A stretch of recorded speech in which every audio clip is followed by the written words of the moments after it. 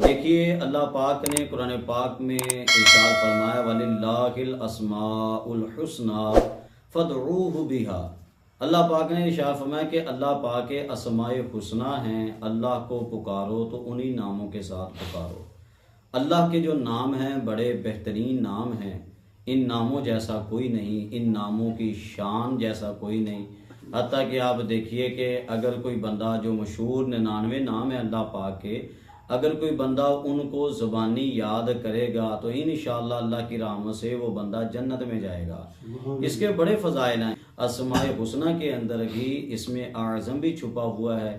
جب بندہ ان ناموں کو پڑھتا ہے، ان مقدس اور معظم اور پیارے محترم بابرکت ناموں کو بندہ پڑھتا ہے تو اس کی برکت بندے کے اوپر دنیا میں بھی ظاہر ہوتی ہے اور پھر آخرت میں بھی اس کی برکت انشاءاللہ ظاہر ہوگی۔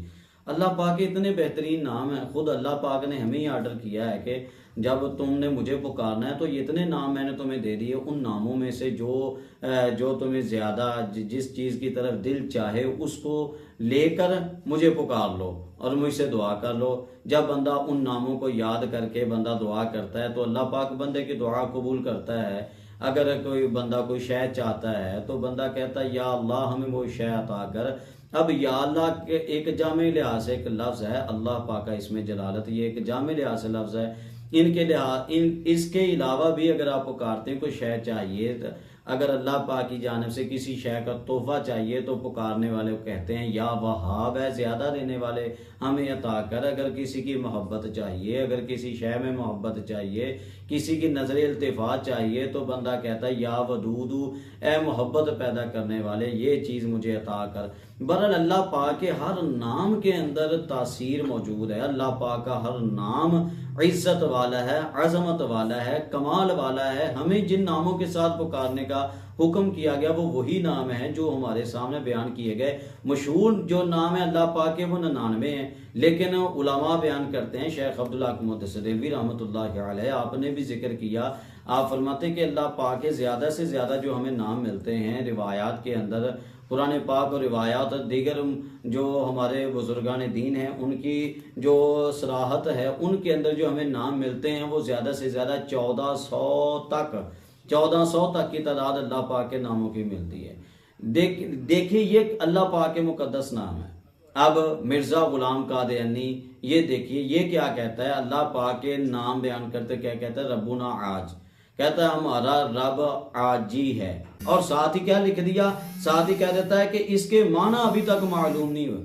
یہ کیسا جھوٹا بے ایمان ہے، اپنی طرف سے نبوت کے دعوے بھی کرتا ہے اور کہتا ہے کہ یہ ہمیں اللہ کی طرف سے یہ وحی اتری کہ میرے رب کا نام عاجی ہے، اور یہ بھی کہتا ہے کہ جناب مجھے اس کا معنی معلوم نہیں۔ حالانکہ آپ اٹھا کے دیکھ لیں، آپ لغت اٹھا کے دیکھ لیں، عاجی کا مطلب کیا لکھا ہوا ہے، ہاتھی کے دانت۔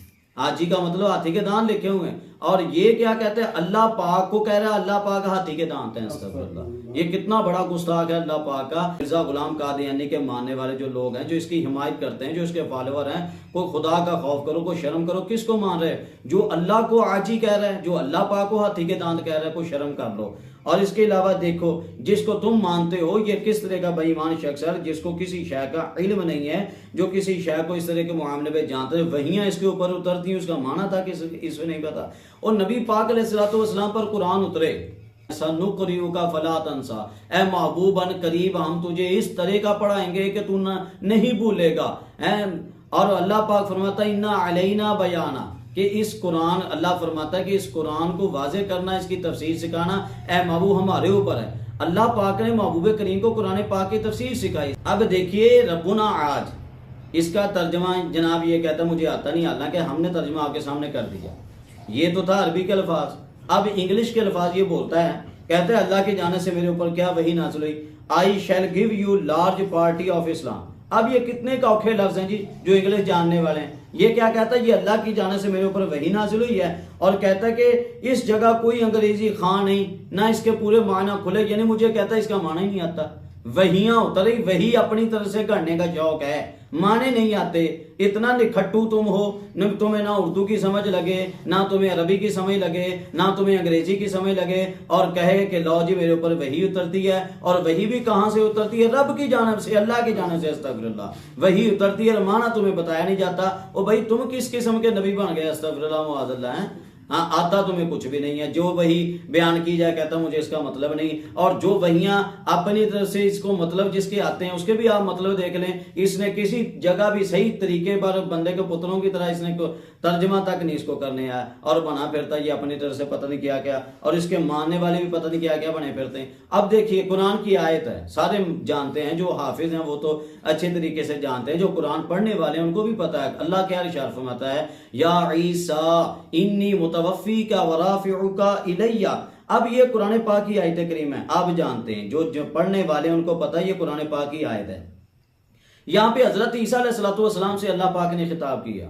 اب عیسیٰ علیہ السلام کون ہے آپ بھی جانتے ہیں، میں بھی جانتا ہوں، قرآن نے بار بار بیان کیا، امت بیان کرتی آئی، وہی حضرت عیسیٰ علیہ السلام جو پہلے نبی پاک علیہ السلام سے پہلے دور کے گزرے ہیں، وہی حضرت عیسیٰ علیہ السلام جو امام مہدی کے زمانے میں تشریف لائیں گے، ابھی وہ تشریف لائیں گے، جن کی نشانیاں احادیث میں بیان کی گئیں، جو موجودہ دور میں فی الوقت ابھی نہیں کسی میں پائی جاتی۔ اب حضرت عیسیٰ علیہ السلام کے حوالے سے میں کیوں اتنی وضاحت نہیں کر رہا، کیونکہ میں پچھلے کلپ کے اندر ایک جگہ پہ میں اس کو وضاحت کر کے آیا ہوں، جس نے تفصیل سنی وہاں پہ سن سکتا ہے۔ بہرحال جی حضرت عیسیٰ علیہ السلام آپ کے بارے میں قرآن نے یہ آیت نازل کی، اللہ پاک نے حضرت عیسیٰ علیہ السلام کو خطاب کیا، اور یہ آپ دیکھ سکتے ہیں، اس کا صفحہ نمبر روحانی خزائن براہین احمدیہ حصہ 4 روحانی خزائن جلد اول صفحہ نمبر 665، اس کے اوپر کیا کہتا ہے، کہتا ہے یہ جو اللہ پاک نے فرمایا نا یا عیسیٰ انی متوفیکا، کہتا ہے اس جگہ عیسیٰ سے مراد، کہتا ہے اس جگہ عیسیٰ کے نام سے بھی یہی عاجز مراد ہے، استغفر اللہ۔ اب کہتا ہے جمن ہوندے بعد جا کے قرآن کب کا نازل ہوا، قرآن کب کا نازل ہوا، اور یہ بعد میں جناب لعنتی انسان پیدا ہو رہا ہے، اور جناب 13 صدیاں کے بعد پیدا ہوتے ہوئے یہ کیا کہہ رہا ہے جناب، یہ جو اس وقت اللہ نے نبی پاک کو کہا تھا یا عیسیٰ، یہ نبی پاک کو نہیں کہا تھا، یہ اللہ پاک نے مجھے کہا تھا یا عیسیٰ۔ اب اللہ کی ماننے، نبی پاک کی ماننے، یا اس بے ایمان کی ماننے؟ مرزائیوں کو کچھ نہ کچھ شرم چاہیے، کوئی حیا چاہیے کہ تم مانتے کس کو؟ اتنا بڑا جھوٹا انسان، اتنا مکار انسان، دجال انسان، کذاب انسان، اتنا بڑا بے غیرت انسان، اور جس کو جناب کسی شے کا پتہ نہیں چلتا تم اس کو نبی بنا کے بیٹھے ہو۔